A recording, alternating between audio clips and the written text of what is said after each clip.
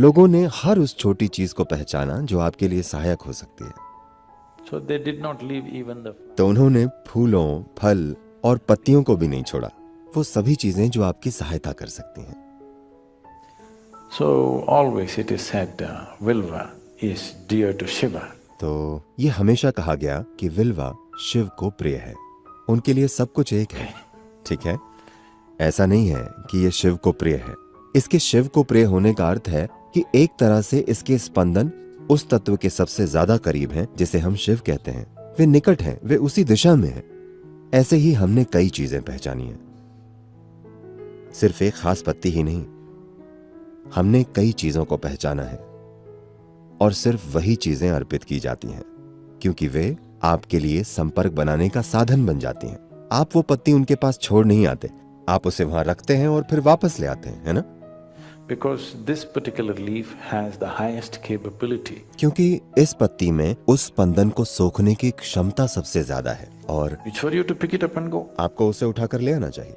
ऐसी कई कई चीजें हैं जिन्हें पवित्र साधनों की तरह पहचाना गया है, जिनका लोग इस्तेमाल करते हैं।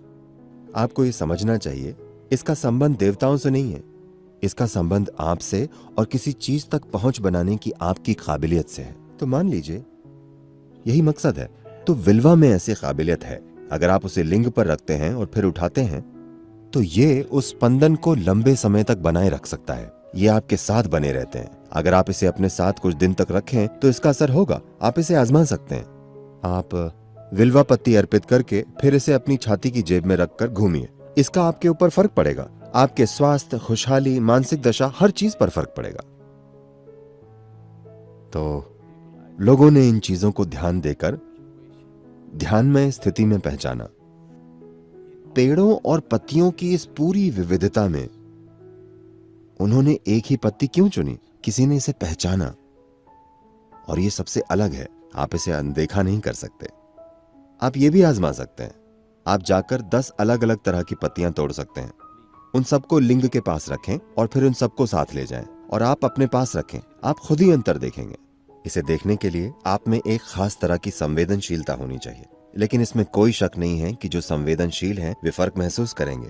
अपनी आंखें बंद करके आप अपना रुद्राक्ष लीजिए और उसे पकड़िए, वो आपको बता देगा। वो आपसे थोड़ा ज्यादा बुद्धिमान है, पता है?